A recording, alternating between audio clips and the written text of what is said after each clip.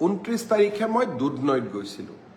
দুধনৈত এগৰাকী ছাত্ৰীয়ে মোৰ ওচৰত আহি ক'লে যে মামা, উচ্চতৰ মাধ্যমিক দ্বিতীয় বৰ্ষৰ বাবে প্ৰস্তুতি হোৱাৰ সময়।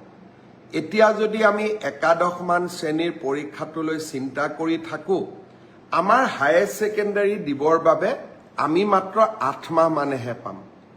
এই পৰীক্ষাটো নপতাকৈ থাকিব এই বছৰ নোৱাৰি নেকি?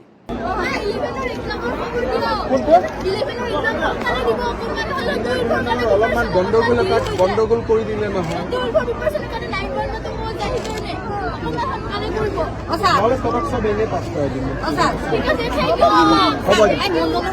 মই ভাবোঁ যে আমি সেৱাই এই দিশটো বিবেচনা কৰিব লাগে।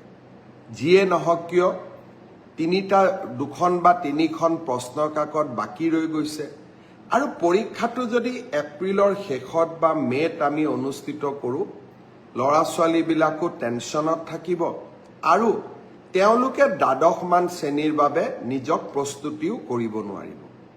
মই ভাবোঁ যে একাদশৰ পৰা দ্বাদশ শ্ৰেণীৰ পৰীক্ষাটো যিহেতু পাছ আৰু ফেইল নাই, সেইবাবে সেৱাই এই বছৰ বাকী ৰৈ যোৱা প্ৰশ্ন কাকতখিনিৰ ওপৰত পৰীক্ষা নাপাতিলেও হ'ব।